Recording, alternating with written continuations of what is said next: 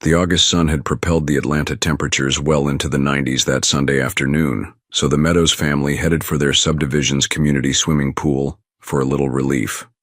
As they reached the gate encircling the pool, Martina thought she recognized a familiar figure sunbathing on a lounger at the far end of the enclosure. "Hey John, can you keep an eye on Kyle for a while? I'm going to go talk to Claire." "Sure," he replied brightly. "Come on, buddy. Let's play horse and rider." As the father and son began to splash about noisily, Martina walked around the pool toward Claire Garrison. Not only were the young women friends, but both worked for 3D Insights, the booming internet consulting firm. As she neared the lounge chair, Martina could now see that Claire was wearing a thong-style bikini. The sun glistened off her co-worker's well-oiled flanks like a signal. Self-consciously, Martina glanced down at her own swimsuit. Although also a two-piece, hers was definitely more modest than what Claire had on. Typical, Martina thought snidely. "Hey Claire, are you trolling for dads?" Martina called out as she pulled up a chair beside the blonde. Claire rolled on her side at the sound of the familiar voice. "Nope, just sunning my cheeks," she said, not at all offended by her friend's dig. With that, the two women began to chat about everyday topics, but when they began talking about the office, Claire's expression suddenly turned serious. "Can you keep a secret?"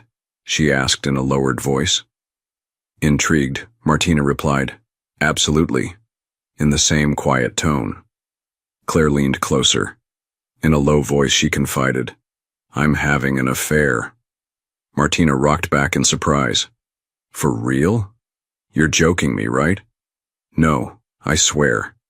It's been going on for a couple of months now, and I'm dying to tell somebody." Still doubting Claire's sincerity, Martina leaned toward her friend. "Who's the guy?" she demanded. "You've got to promise you won't tell anyone," Claire insisted. "Yeah, of course, Ma, you know you can trust me." "So who is it?" A sly grin came over Claire's face. "It's Ivan. Ivan Ingersoll, our boss. Now I know you're lying." "Keep your voice down," Claire urgently shushed her. "I don't want anyone to hear. I can't believe it. You're sleeping with the Iceman?" The two women began to whisper animatedly for quite some time until a call from John interrupted them. "Hey Martina, are you going to come swim? Kyle is starting to get tired." Martina glanced down at her watch and was startled to see how long she and Claire had been gossiping. "Sorry, Han," she yelled. "We got carried away. I'm coming now."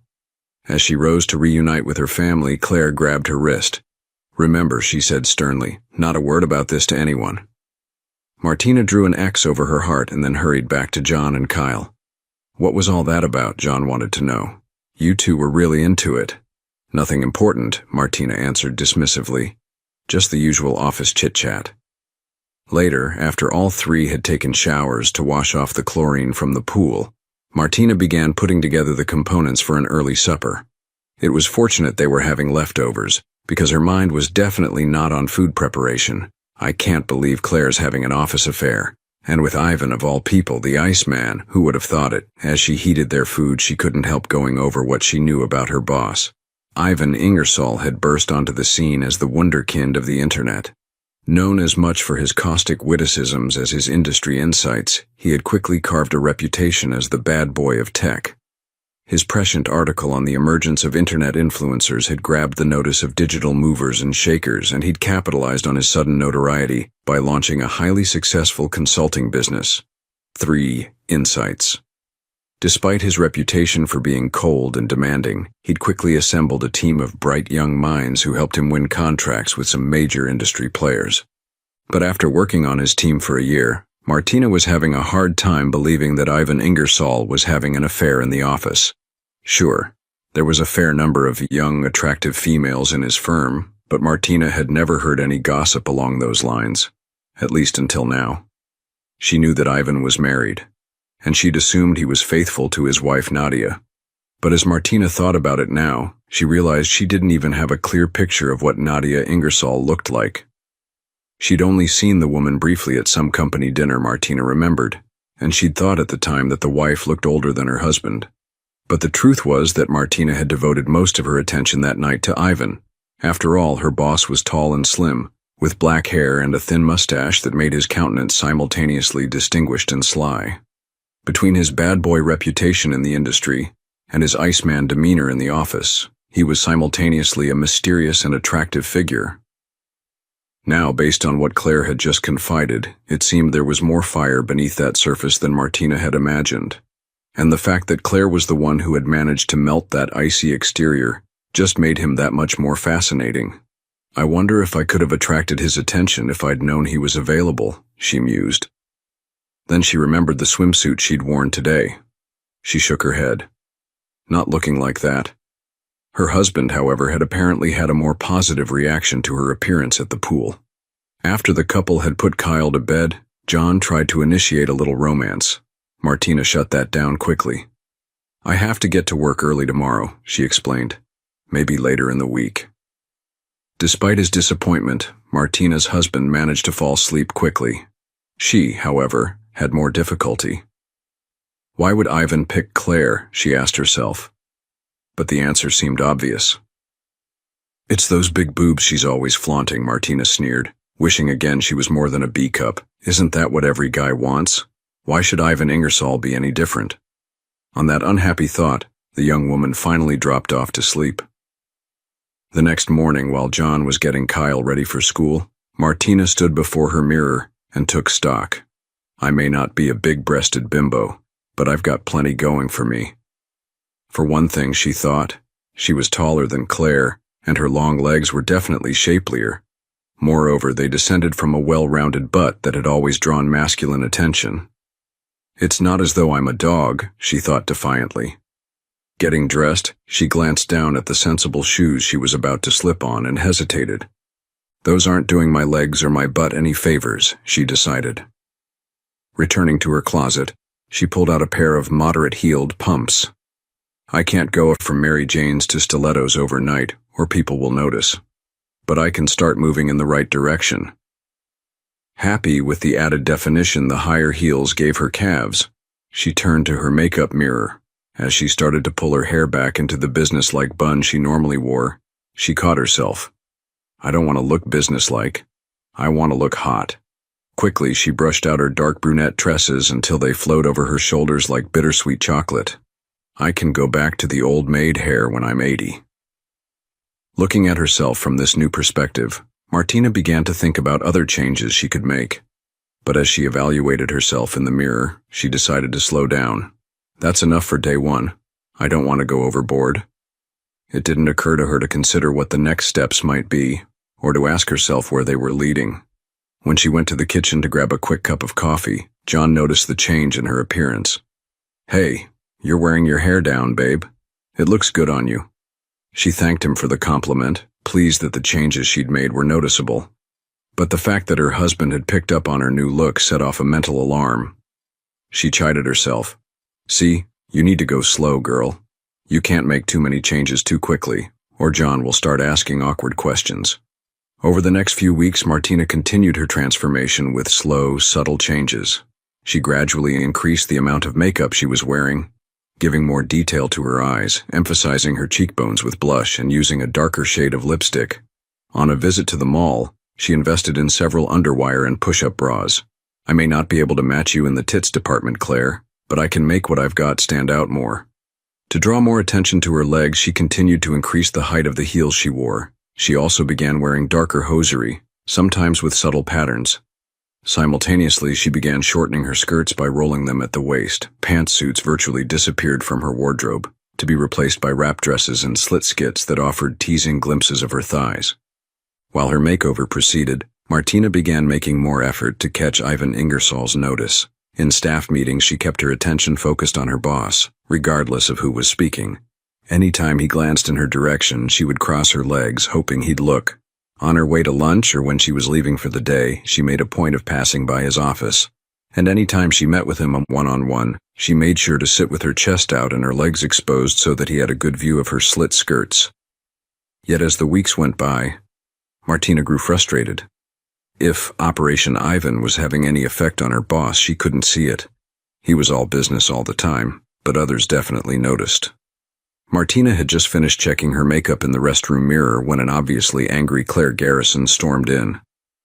"What the hell do you think you're doing, Martina?" she hissed. Martina stared at her coolly. I haven't got a clue what you're talking about. Don't play games with me. I've seen the way you're dressing and the way you act around Ivan. You need to back off. He's mine and I'm not letting him get away. Martina looked at the irate woman blandly. Then you don't have anything to worry about, so get out of my face. For one moment it looked as though Claire might physically attack her, but the sound of someone else coming through the outer door of the ladies' room stopped her. Claire glowered at her former friend, then turned and stalked out. Martina calmly turned back to the mirror to give her appearance one more check before leaving, a faint smile on her lips. 2 weeks later, during a staff meeting, Ivan made an announcement that caught both women off guard. We've just gotten an opportunity to make a pitch next week to a potential client in Chicago. I'll be flying up on Monday. Martina, I want you to come and assist. You can get all the travel details from my secretary. Martina was caught off guard but managed not to react. Claire, however, was not so subtle. But Ivan, I'm the one who usually makes those sales calls with you, she burst out. That's right, he responded. But I think it's important that other team members get to observe and contribute. Martina has done well on the analytical side. It's time she was exposed to marketing. He looked sharply at Claire. Cross-training is very important in an organization like ours. Wouldn't you agree, Claire? She nodded sullenly, unwilling to look at her boss or her rival. Martina walked back to her cubicle on a cloud. It's happening. God, I didn't think he'd noticed me, but he obviously did. I guess you're not the only one who can melt the Iceman, Claire. A minute later, however, her insecurities came roaring back.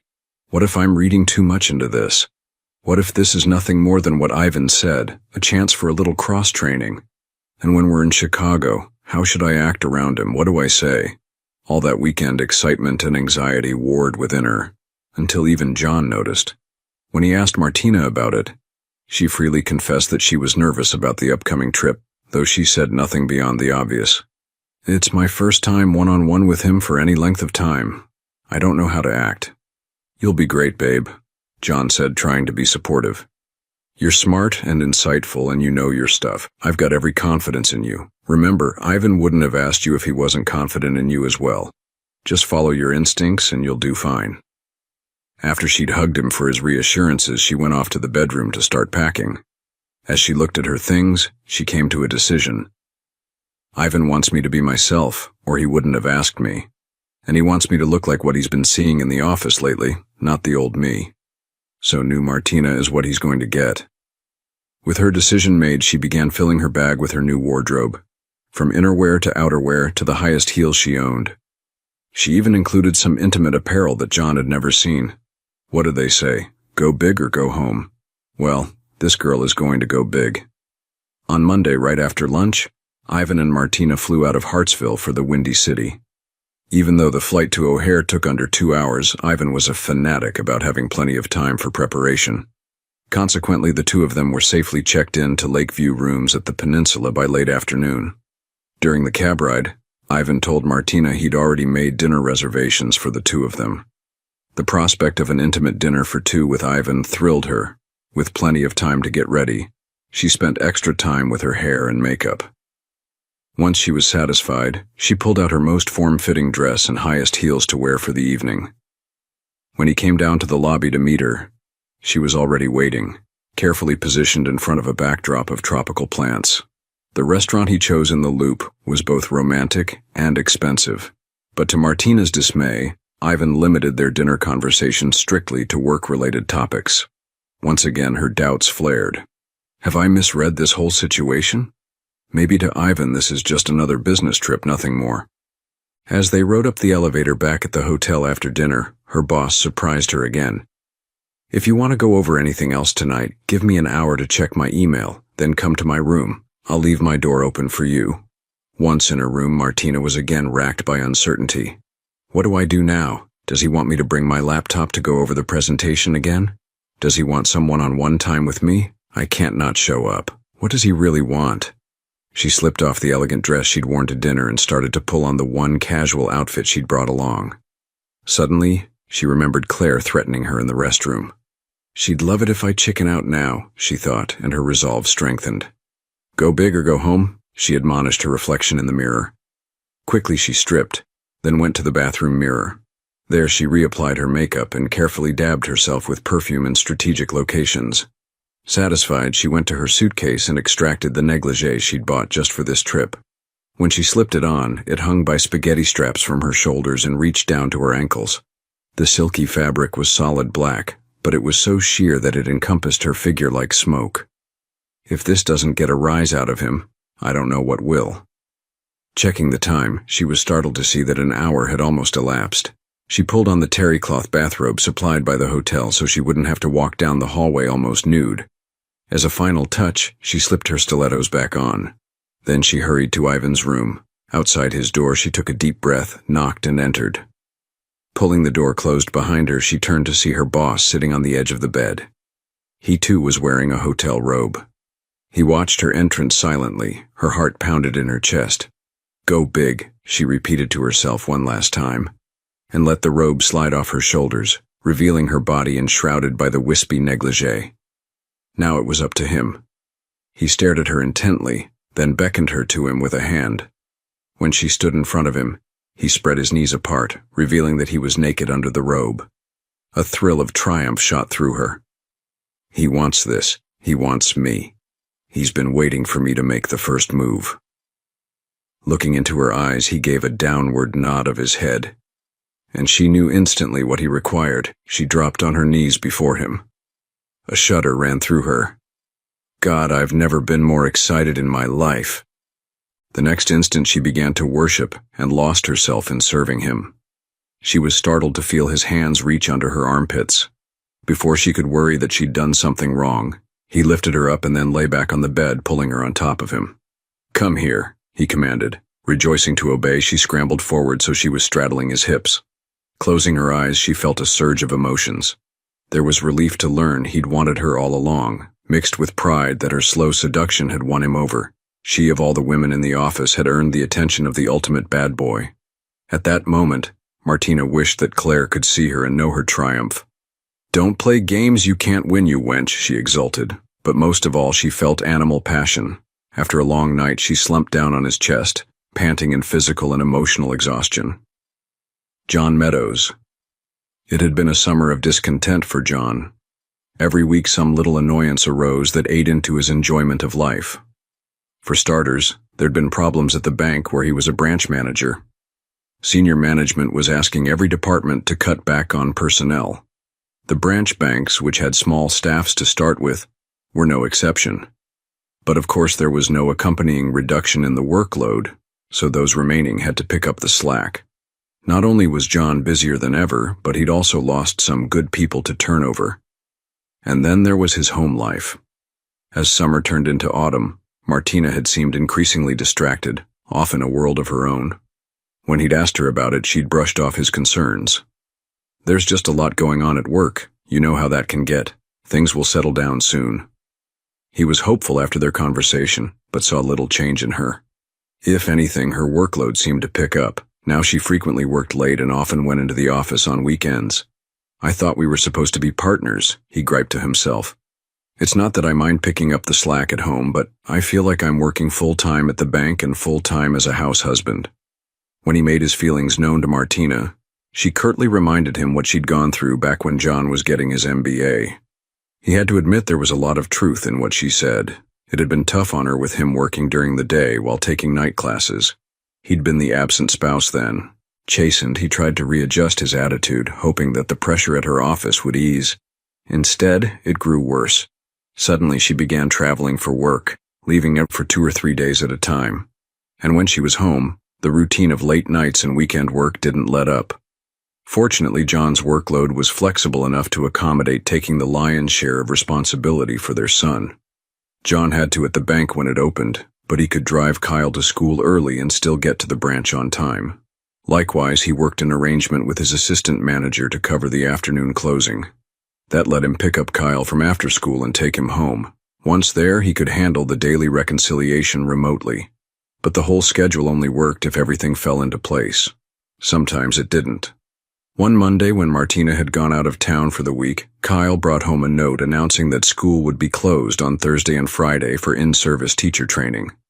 John was in a bind. He had to be at work, But he had no resource he could ask to care for Kyle all day.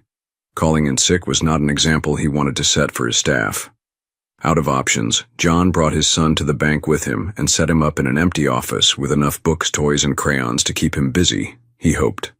Shortly after lunchtime, John looked up to see an attractive young woman and her son in the bank lobby. Everyone else was occupied, so John went out to try to help her. "I'm Allison King, and this is my son Stevie," she told him. "I'm having trouble with your bank's credit card," she explained. "Can you help?" John offered to see what he could do. When he ushered her into his office, she brought her son along. "I hope you don't mind. Stevie's school is closed today, and I have no one who can babysit him."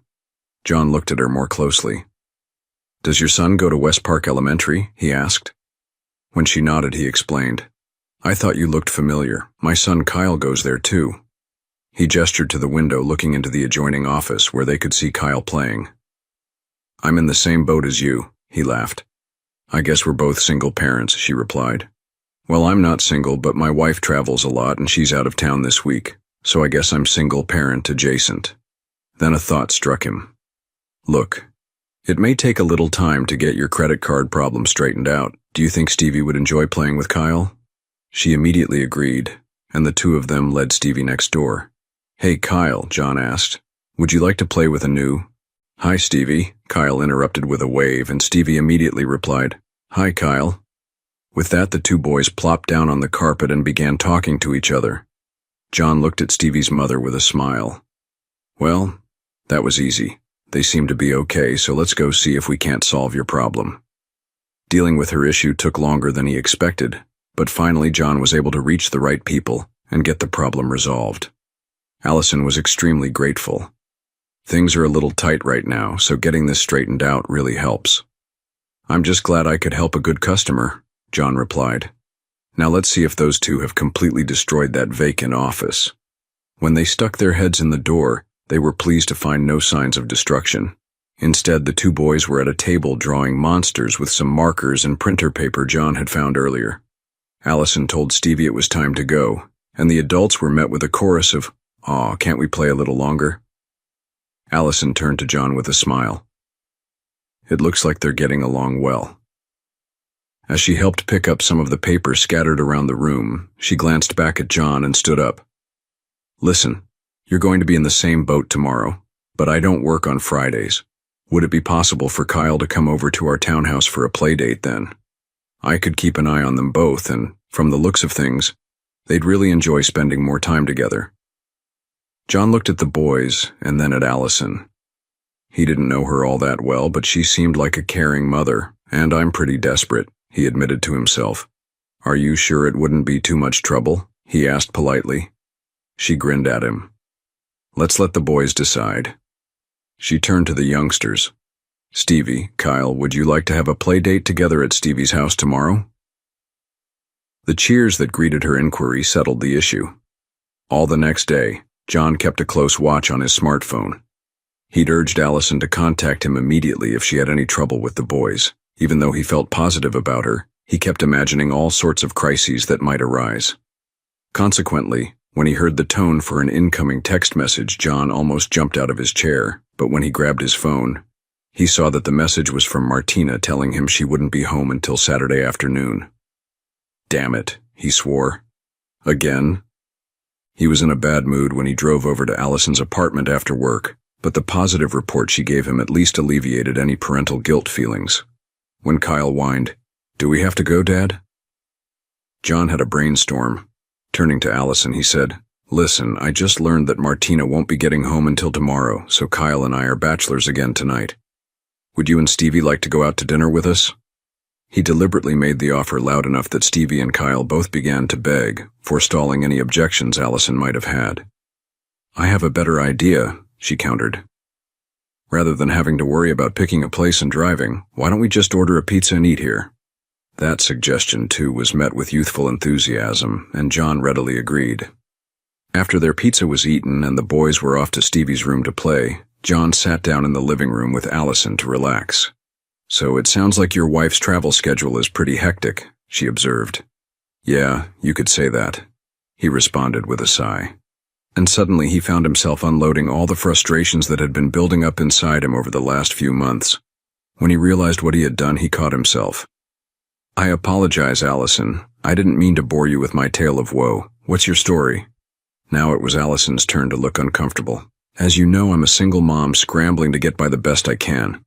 What I don't usually tell people is that a few years ago I got out of an abusive marriage and moved here to make a fresh start." "I'm sorry," John said sympathetically.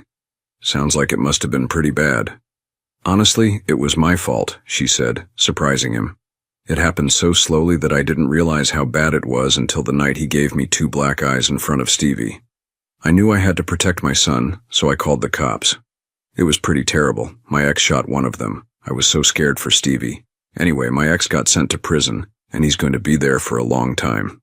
Seeing the concern on John's face, she quickly added, "But the good news is that he's completely out of my life. We moved down here, and now Stevie and I don't have to worry about him anymore." The conversation switched to more mundane topics, and when Allison mentioned something about school, John quickly checked the time. "It's almost Kyle's bedtime, and probably Stevie's as well. We better get going." "Of course," she said, getting up with him. Then she reached out to touch his arm. "Listen, John, if you need any help with Kyle again, let me know. He and Stevie seem to get along well. If you get in a jam at work someday when your wife is gone, I could pick him up and keep him here till you're free." He looked at her appreciatively.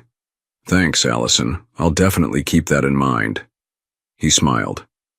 "And if you have any more problems with credit cards, or anything else, you let me know." Life continued pretty normally for John until 2 weeks later. Suddenly, the slow drip of disruptions in his life turned into a deluge. The first sign of the chaos to follow was the appearance of an unexpected visitor to his office, Claire Garrison. "Hey, Claire," John said as he welcomed her into his office. "What brings you here?" She scowled at him. "I want to know what you're going to do about your wife." He stared at her in confusion. "Martina? I don't know what you mean." "Can you really be that oblivious?" she snapped at him, her voice dripping with equal parts of venom and sarcasm. "She's having an affair with Ivan." Her declaration stunned John. In that moment, all the questions about Martina's behavior he'd dismissed as insecurity came rushing back into his consciousness. He felt as though he'd been hit in the head. His instinctive response was denial. "That's crazy," he snapped. "She's not having an affair." Even to him it sounded weak. He tried again. "How do you know that? What proof have you got?" Claire rolled her eyes. "God, John, isn't it obvious? Haven't you noticed the way she dresses for work?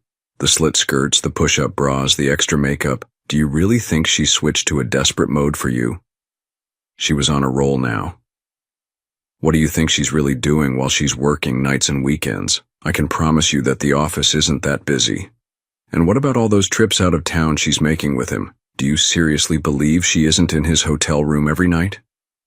He felt like every question she asked was a blow that landed on his heart.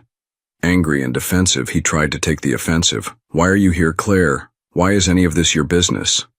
To his surprise, her face turned red and tears began to flood her eyes. In a voice choked with emotion, she cried out, "Because Ivan was mine and I want him back." Her passion shook him, and the last thing he wanted was a shouting match with a jealous woman in front of his staff. Standing abruptly, he told her, "If you have nothing further to tell me, I think it's time you left." She was startled. "Wait, what are you going to do about all this?" Her simple question hit him hard. "I really don't know," he answered in a subdued voice. Then, struggling to regain control of himself, he said firmly, "Goodbye, Claire." She glared at him angrily a moment longer, then wheeled and stalked out of the bank. When she was gone, John fell back in his chair, the full force of Claire's accusations threatening to overwhelm him. He was filled with disgust for himself. Why didn't I see it coming? All the signs have been there all summer long. Other feelings fought for his attention. Outrage that Martina would cheat on him warred with despair at the prospect of losing what he thought had been a happy marriage. Worry at how this might all affect his son vied with dismay at what his own life would look like. And looming over everything was the question Claire had demanded of him. What am I going to do now? His first instinct was to confront Martina and demand the truth. Just as quickly he dismissed that idea. If she is cheating on me, she'll just deny it. What do I do then? Then another thought struck him. Besides, what if Claire is lying? What if all this is some plot against Martina? Claire is obviously consumed with jealousy. If I accuse Martina of cheating, that might be playing right into Claire's hands. Surely Martina wouldn't do something like that. An affair with her boss, what a cliché. She's not that stupid. Fighting to regain control of himself, he took a couple of deep breaths. The only way I can deal with this mess is to start by finding out the truth. Once I do that, I can figure out the next steps. He felt himself slipping back into helplessness. But how do I do that? I barely have enough time to go to work and take care of Kyle. I can't go spying on her even if I knew how, and I don't know any private detectives, but now that he'd recovered somewhat from the initial shock, he began to think a little more rationally. I may not know any good detectives, but I think I know someone who just might. While John had gone on to business school after graduation, Max Hardison, his college roommate, had headed for law school. Now his friend had his own law practice in a suburb of Atlanta. John called him, and when Max greeted him cheerfully, John alerted him that this wasn't a social call. He quickly explained the situation, then outlined his immediate problem. I don't want to rush into anything just on the word of my jealous coworker Max. I need some proof.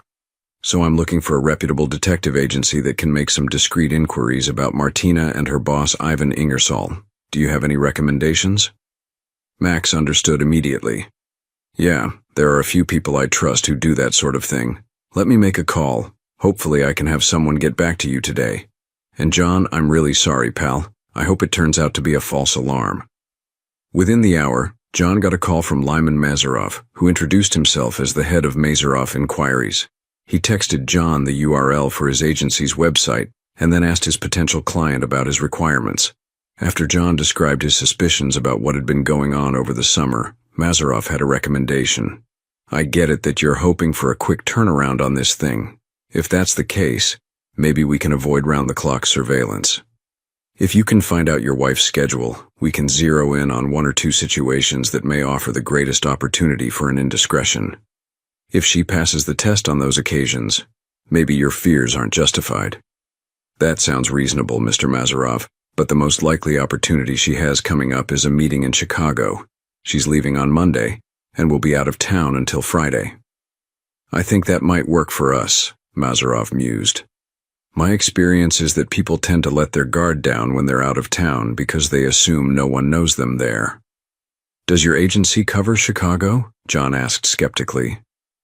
No, but we have an affiliation with an agency there. If you can get me the details on her travel plans, I think we can have them surveilled when they arrive. Martina always gave John her travel itinerary in case of emergencies, so John was able to pass that along to Mazarov.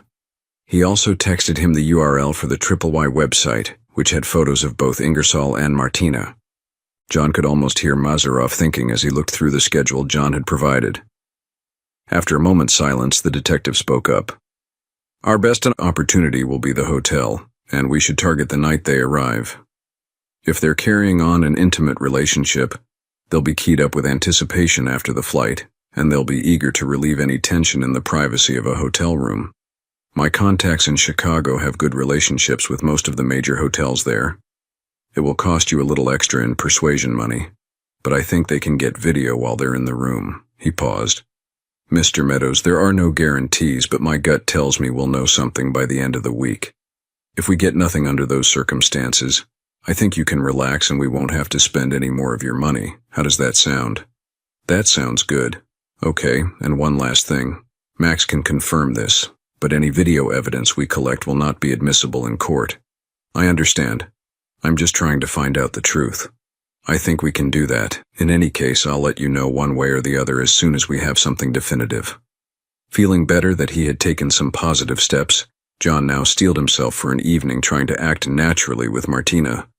But when she texted him that she planned to work late again, John was relieved not to have to test his acting skills. And when she went back into the office on Saturday and Sunday, John focused all of his attention on Kyle.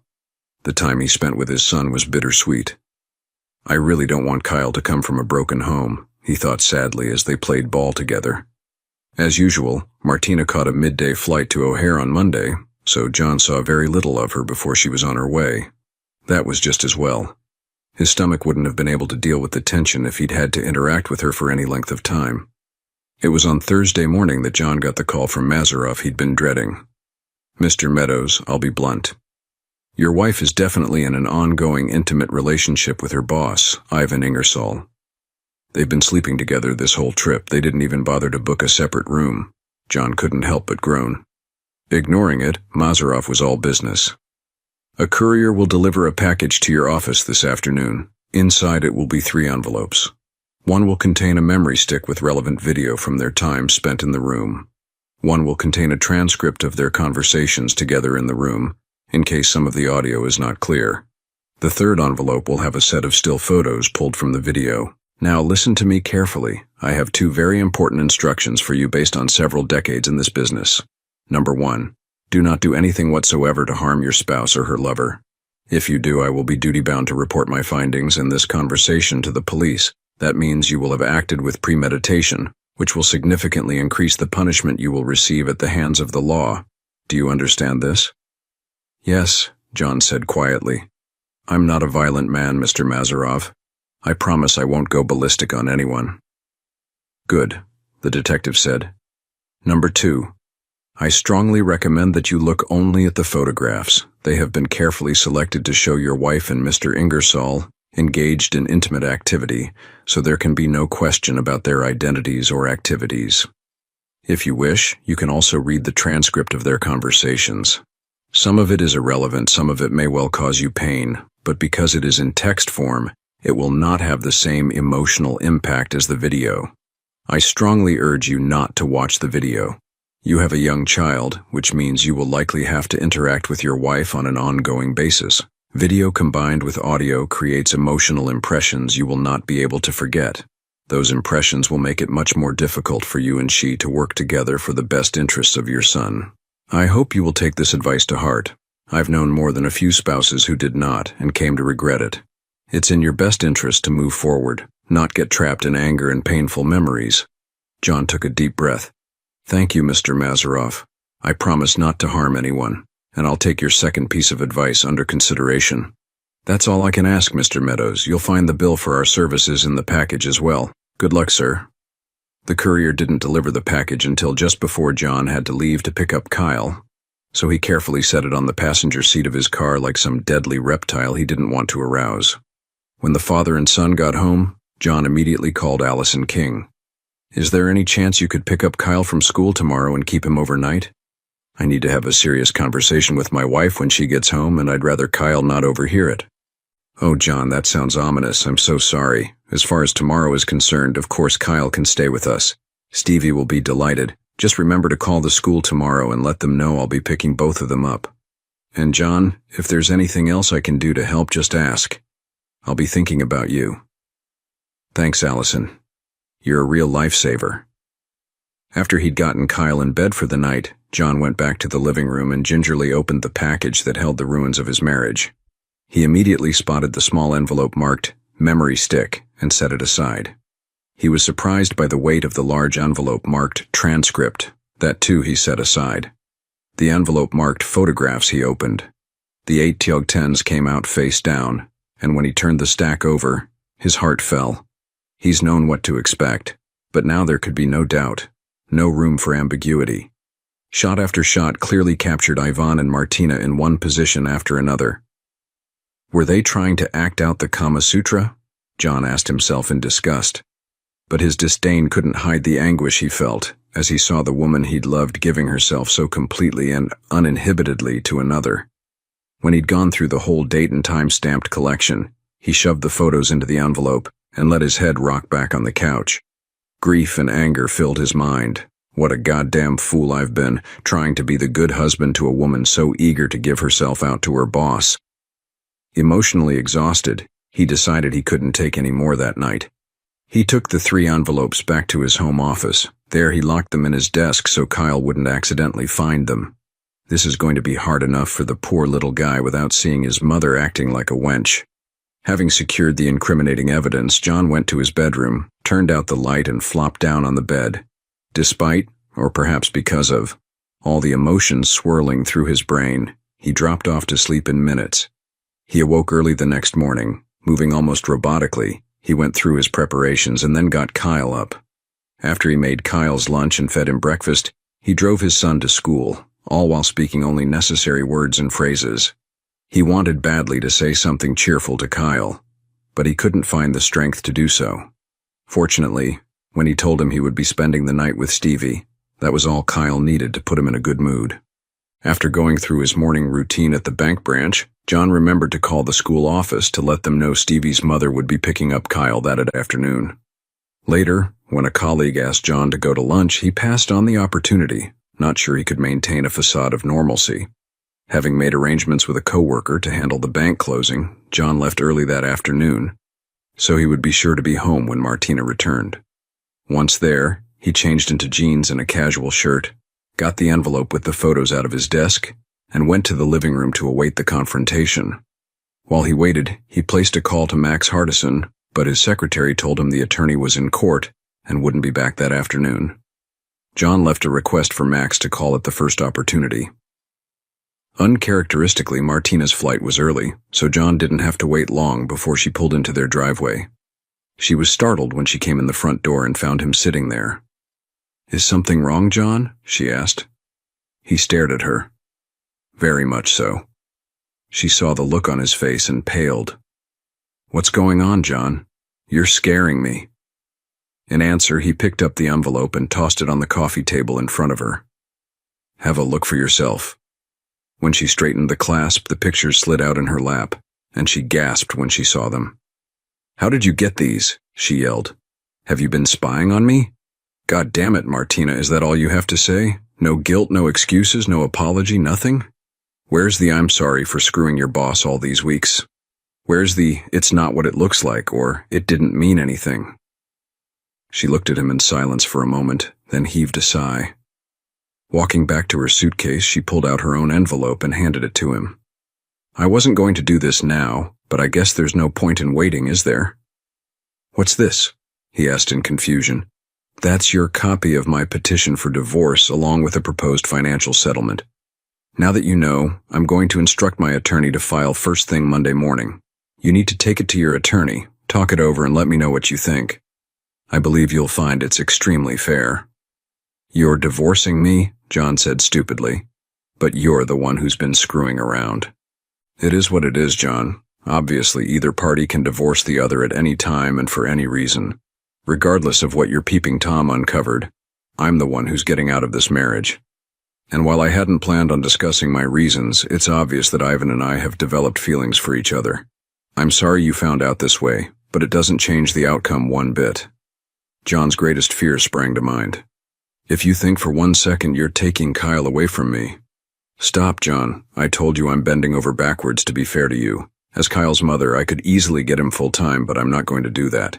If you'll read those papers, you'll see I'm asking for joint custody, all right?" Not waiting for an answer, she stood up. "I think under the circumstances, it's best if I don't stay here tonight." A smirk came to her lips. She picked up the explicit photos, slid them into the envelope, and tossed them back in John's lap. "These didn't do you much good, did they? I hope you didn't pay too much for them." With that, she walked out the door with her suitcase, and in a minute John heard her car drive away. He slumped back on the sofa, caught off guard by this turn of events. That's not the way I thought this would go. Just then, his smartphone's ringtone startled him. Picking it up, he saw Max was returning his call. "Hey, John, what's up? I saw where you left an urgent message for me to call." John quickly highlighted what had just happened. "By any chance, will you be in the office tomorrow? I know it's Saturday, but..." Max's laugh interrupted him. "Yeah, I'll be in tomorrow. You know what they say. The man who runs his own business has a slave driver for a boss. Why don't you come by at 10 Maunes and we'll figure out what to do?" Still in the grasp of the post-confrontation letdown, John flopped back on the couch. The idea of making dinner was too daunting to consider. The prospect of eating alone was little better. On impulse, he called Allison. "Hey, things wound up much earlier here than I expected. Is there any chance I could take the 3 of you out to dinner?" "Can Kyle still spend the night here?" she asked. "Stevie is really looking forward to it, and so is Kyle." "No, of course that's fine, as long as you're up for it. To be honest, I'd just rather not eat alone." "Then come on over here and eat with us. I've made plenty of food, so it's no inconvenience at all. The prospect of a home-cooked meal, the chance to spend more time with Kyle, and the opportunity to unwind in a family-style environment were inducements John couldn't turn down. If you're sure it's not an imposition, that sounds perfect. When should I come? He could hear the twinkle in her voice. Come as soon as you can. These two wild Indians are a handful.